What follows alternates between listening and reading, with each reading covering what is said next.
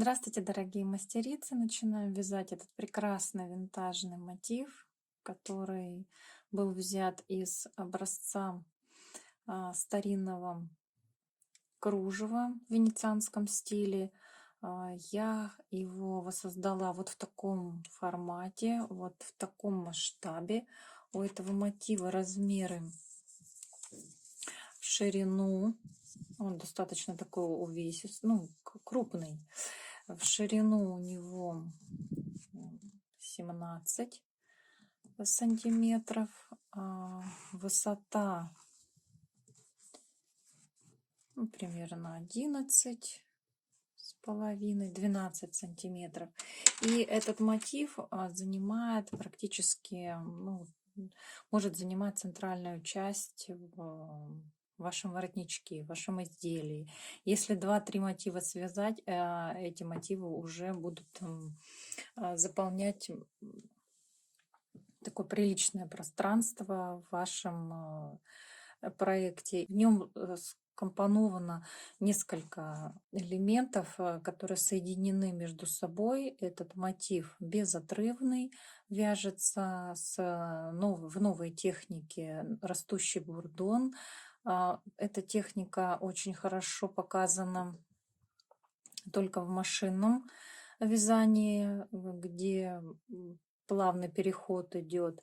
Но у меня получилось это в ручном вязании крючком, вязание на бурдоне, что я очень люблю, и мне, мне интересно создавать или воссоздавать какие-то новые формы. Начало мотива с цветка начинается, затем мы довязываем еще 2 лепестка, переходим к вязанию сеточки с узелочками клоунс, рассматриваем всю масштабность и пропорции по золотому сечению. Палетку я вам в группе давала, как ее делать. После того, как мы связали сетку, мы формируем растущий, 2 завитка, один малый, другой большой. У нас бурдон завершается здесь. Потом переходим по лепесткам вверх. Вот здесь у меня они прям такие увесистые, основательные. Переходим на симметричные лепестки, то есть у нас на 2 лепестках будет сетка, на еще 2 лепестках будет вот такой вот растущий лепесток, 1, 1, 2, 1, 2, 1, 2. Между ними свободные лепестки, и на свободных лепестках между идет растущий бурдон с одной стороны, с левой стороны и с правой стороны растущий бурдон. Переходим, вот я остановилась, когда мы связали эти завитки. Вот этот декор у нас идет последним обвязкой. Связали, перешли по лепесткам на симметричную сторону и также начали вязать 2 растущих бурдона.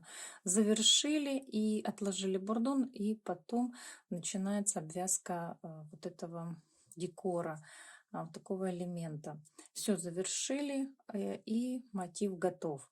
Я еще потом, после того, как завершила вот эти обвязки, сделала дополнительную обвязку по лепесткам, потому что они у меня были, ну, мне хотелось еще оформленности.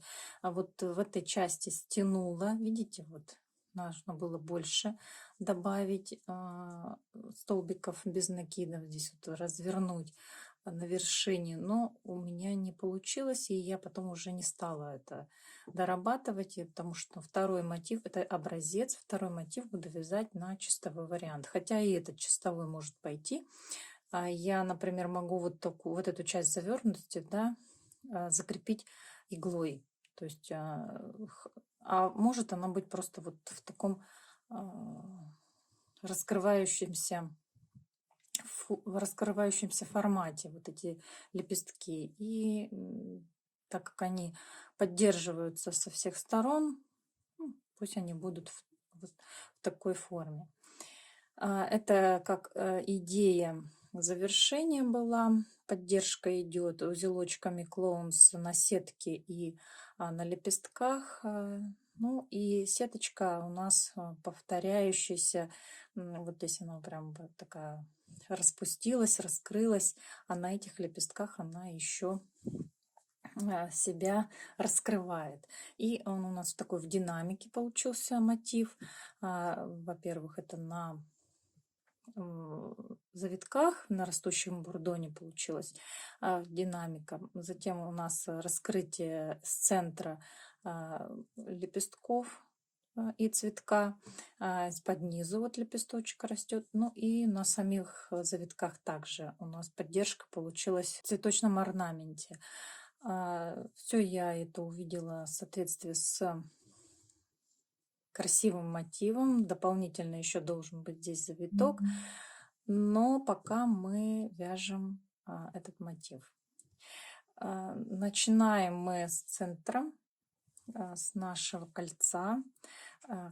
Кольцо состоит из 15 воздушных петель и обвязка 3 столбиками без накида по кругу. Дальше мы распределяем 9 обвитых столбиков на воздушной цепочке из, ну, наверное, 4 воздушных петель. Обвиваем. Обвитие будет, ну, наверное, 10 обвитий. 7-10 обвитий. И между обвитыми столбиками у нас воздушная арочка из, ну, тоже, наверное, 10 воздушных петель. А почему, наверное? Потому что я сейчас по памяти говорю, когда буду вязать, я буду делать соответствие в размерах. На этом я пояснение мотива теоретической части завершаю и перехожу к практике. Начинаем практическую часть вязания нашего чудесного мотива. Он состоит из нескольких составляющих частей. Вязать мы будем прекрасно шелковистой ниточкой вискозный шелк для вышивальной машины. 5000 на 100 у него толщина нити. Я делаю сложение 1, 2, 3, 3 сложения и продлеваю из одной бобинки, вяжу, продлевая постоянно эту толщину. Сохраняю и крючок берем 0,5. Почему я выбрала именно эту толщину? Потому что она подходит к этому крючку. Мотив получается крупный. Если вы хотите другими нитками и будете вязать другой толщиной нитки, подбирайте основательно крючок к своей ниточке. Наши основные критерии — это плотность вязания. Эта нитка очень хорошо укладывается друг возле друга. Она пластичная. Для бурдона я возьму также эти нитки. Толщину сложения бурдона нитей я не считаю. Я смотрю по толщине самого вот скрутки вот такой вот. И эта скрутка будет достаточно мне, чтобы с ней работать. Сразу готовлю длинный большой бурдон, готовлю определенную пустую бобинку. Ну, например, вот с ниточки тюлипа у меня тут картонка такая есть. Бобинка пустая. И я на нее накручиваю. Вы можете приготовить любое подручное средство, и тон у вас должен быть готов. В начальном этапе я обрезала вот здесь тут половинки, да, вот когда мы его собираем, бурдон, в обратную сторону, у нас тут петли формируются. Я сейчас их обрезала, потому что я работала с другим мотивом. Но, в принципе, для того, чтобы ввязываться в бурдон, нужна вот такая вот петля.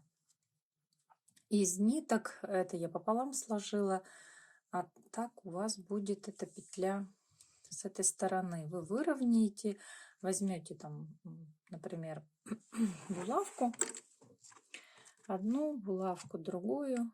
Это я показываю короткое расстояние. И будете ниточка за ниточкой формировать.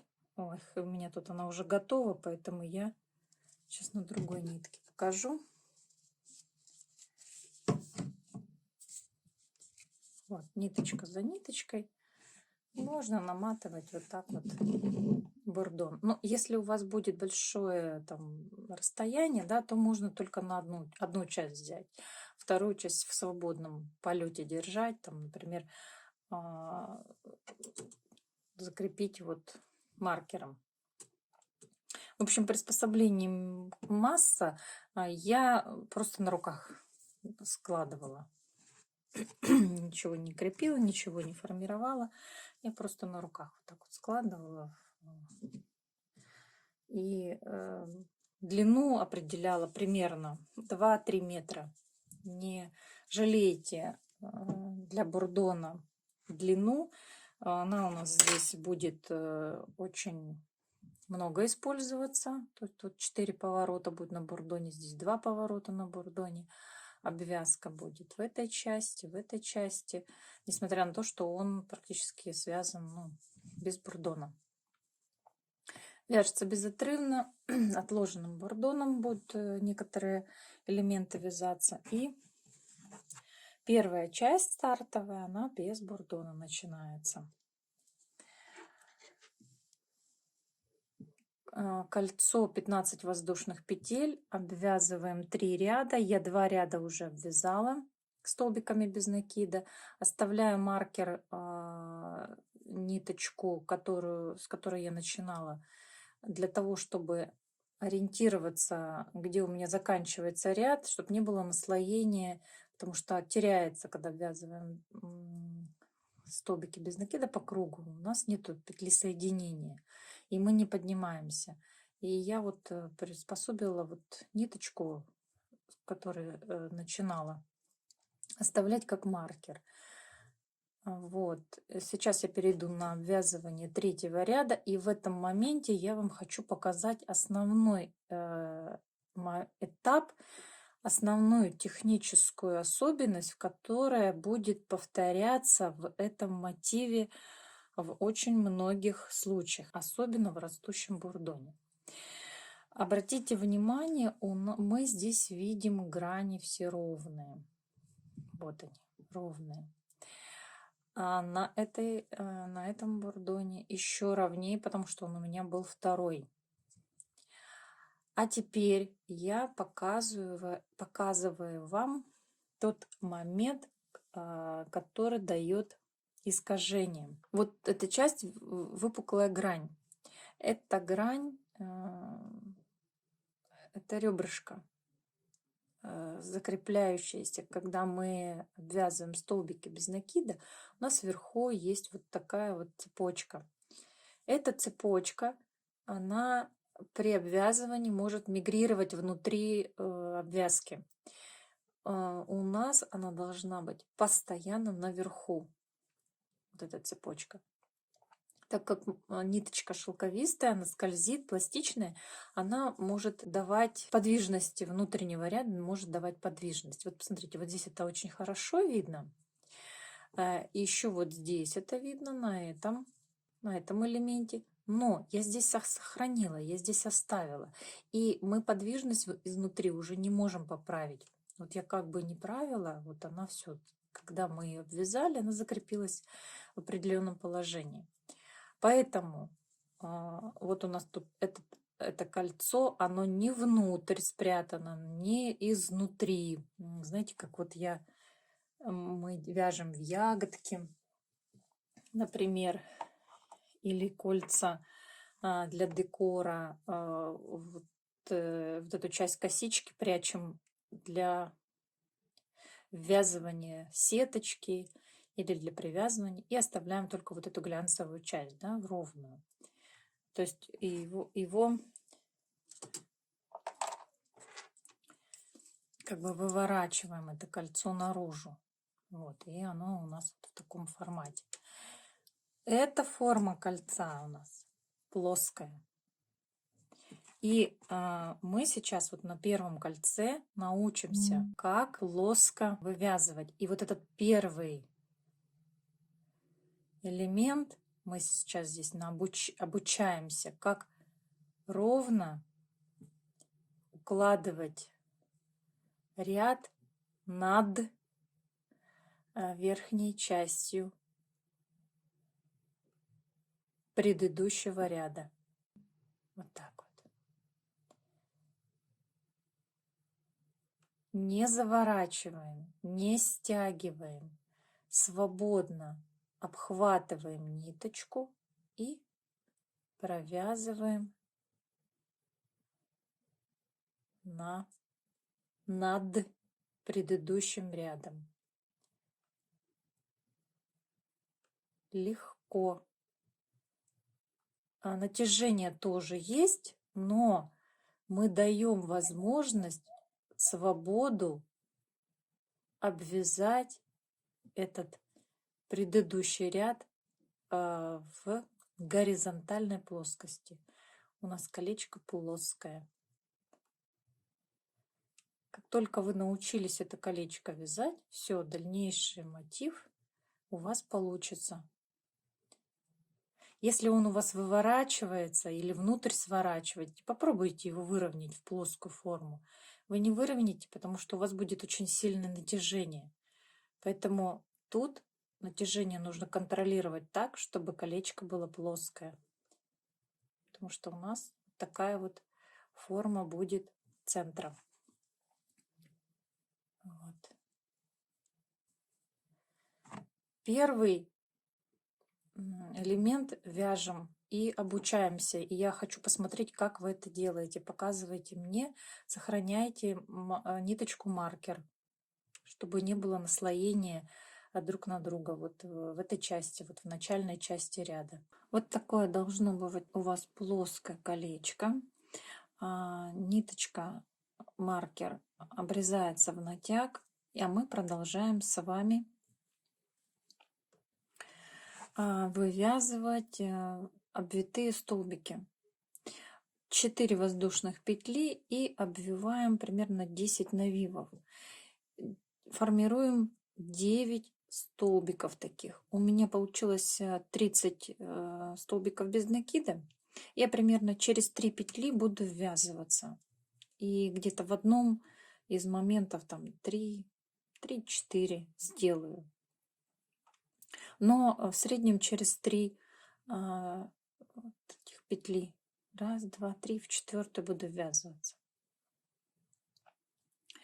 Обратите внимание, у меня не получилось наслоение, вот только из-за того, что я вот этот ниточку маркер сохранила. 4 воздушные петли. 1, 2, 3, 4. И делаем навивы. Так, внимание, по поводу воздушных петель и высоты. Если вы будете делать воздушные петли, вот такие растянутые, но, возможно, не такие, как я показала, но растянутые, у вас будет величина ваших столбиков изменяться. Сохраняйте натяжение. 1, 2, 3, 4. Вот постоянно одно и то же натяжение. Все, теперь обвиваем. 1, 2, 3, 4, 5, 6. Так, вязалась не туда.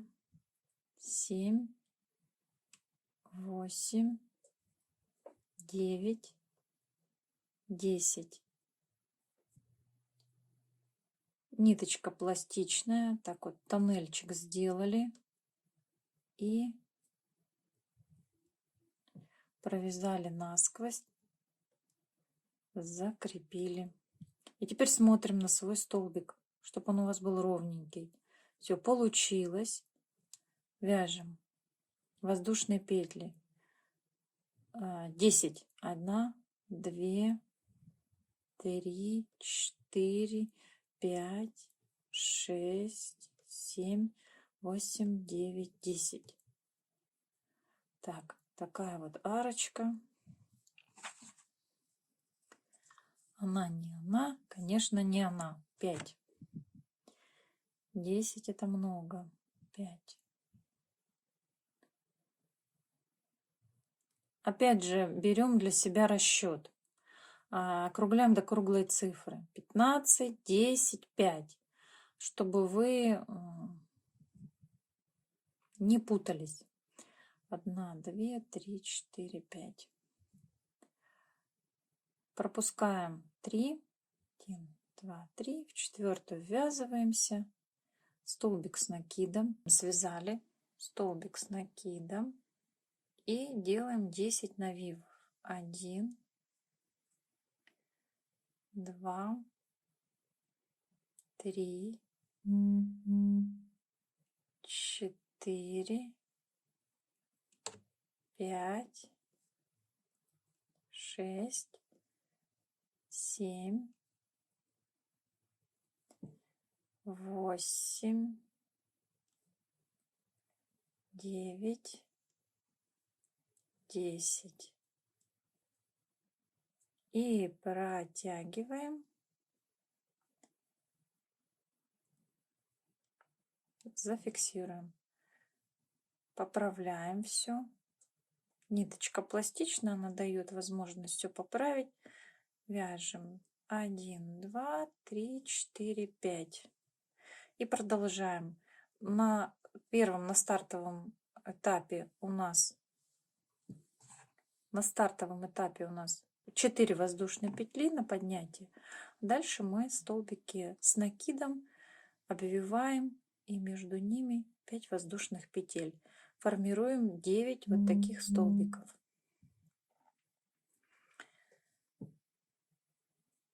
9 столбиков с накидом.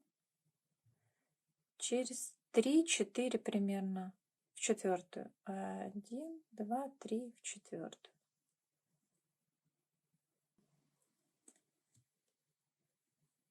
Обвиваем.